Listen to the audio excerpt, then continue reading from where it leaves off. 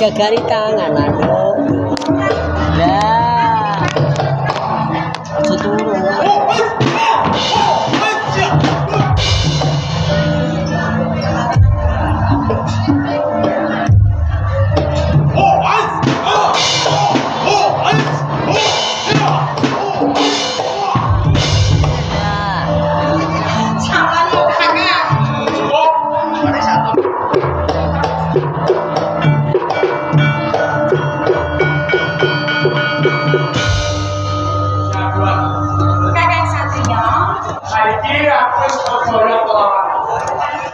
Konmu olah Bilorogo ora usah lewatin kuwi mergo saben dina kowe kan padha aku sing bakal nglawan kowe mengko yen ngerti apa ora siang ngroko ora pasar jalan ning tenan lho Kakang saka rumah saku ki mau nggonku gleden lawan sampeyan ku sama kuwi lho Kakang iya Tujuan kurangnya nganggur ngendi siapa? Anggonku jotos, anggonku nyaduk. Kuwi saka rumah saku ya kurang mantep. Ya, aku percaya. Besok yen kowe wis tancah olah Bilorogo saben dina, kowe wis mesti ngrasake.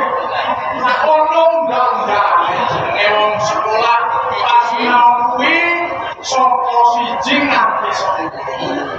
Lah aku nomor 3. Nek saiki kowe wis ngatur nomor 5. Isih kurang 5.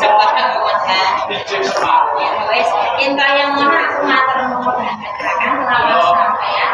Nyatane sampeyan kuwi saben dina ora obah ning Gledi. Ning ngene lho Kakang. Kira ana wektu ndak. Awake dhewe wis padha. Iki kangen-kangen kuwi. Piye?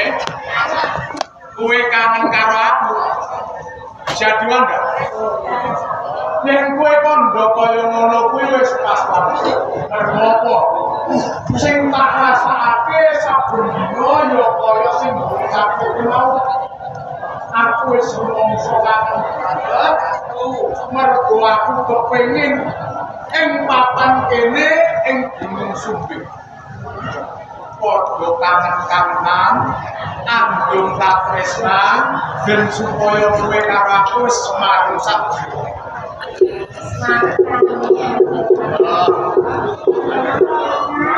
Sampeyan ngerti kangen tenan lawan aku ora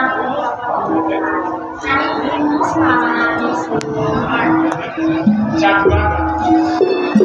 Perkara aku seneng karo kowe. Ora bisa tak ucapake. Mergo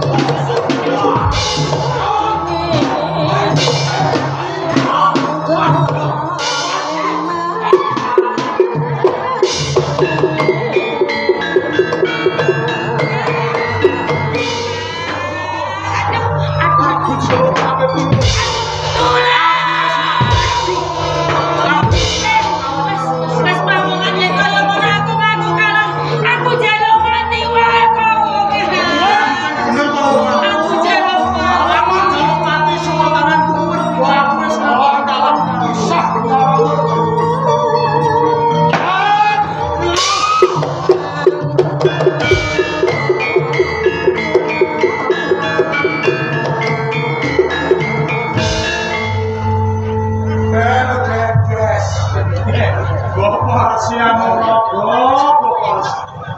Mulai camora kok acak-acak. Ha kok ngoten niku?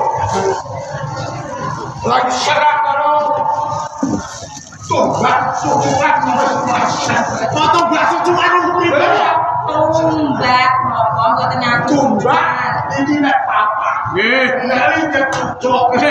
Sampeyan niku lho ampun guyon to. Aku iki tenanan. Nyuwun sewu, Bapak. Lho panjenengan menika kok malah kados ngaten dasaripun menapa? Coba bawa ora. Nyata. Tolong ditekan nyawiji. Ing mawone bakal mahanani sempurna uripmu. Yen kowe ketemu pantai pagih. Ora susah lho sak biaya liyan. Nek ora bisa ngatasi dhewe, bisa menang dhewe. Salah-salah tak percaya. Marang landang.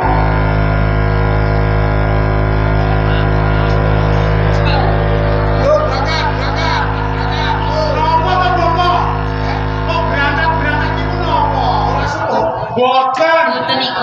Niku boten sepur kok. Rumah satu sepur. Boten. Bawa. Ngantos panjenengan niku pitados dhumateng kula bab perkawis siwan. Panjenengan ampun kuwatir. Kula niku badhe sabiyantu kaliyan sabuanggan menawi wonten taunan ingkang badhe nyidholaken saben. Nek ana takon, pitakonku jawab ana kang setengah iki. Ayo. Kowe lagi apa? Nembe kedaden Bapak. Gaden apa? Aji Jaya Kawijayan. Gaden apa? Gaden jurus apa? Jurusan kain. Sampeyan niku lho sadaro boten. Niku ora nate. Apa jurusan soduduk? Boten, Bapak. Kula lagi apa? Bilang-bilangan, Bapak. Lagi-bilangan. Nggih, apa lho, sampeyan niku. Nek dibedheni niku jangan apa kok Bapak kok dibedheni? Karo dipano, sampeyan lagi gula. Terus Niku boten yang-yangan Bapak. Niku ngono jemblang. nggih, nek jembleng sapa? Jemblang niku. Lah nek jembleng sampeyan niku lho sampeyan niku wong sepuh. Aja ngono to, Pak. Iku tak kok.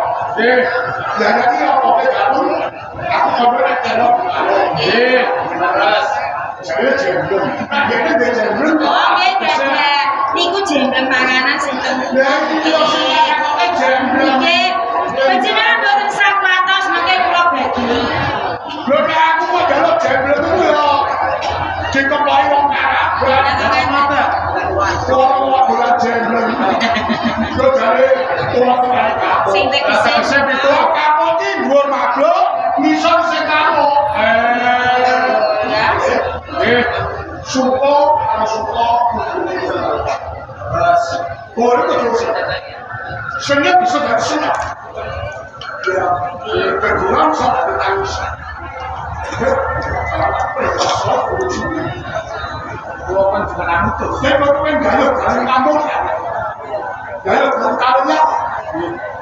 Boleh ono pusaka kancanan. Mego lama. Pusaka mego lama.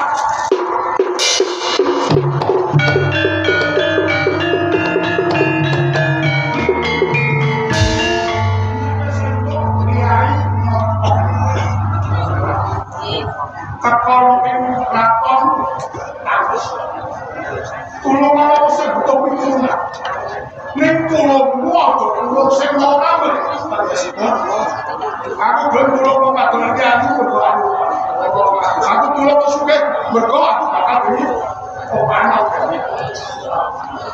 omeh kue kami ikhlas lain dan batin itu sebenarnya gusti kamu udah jalan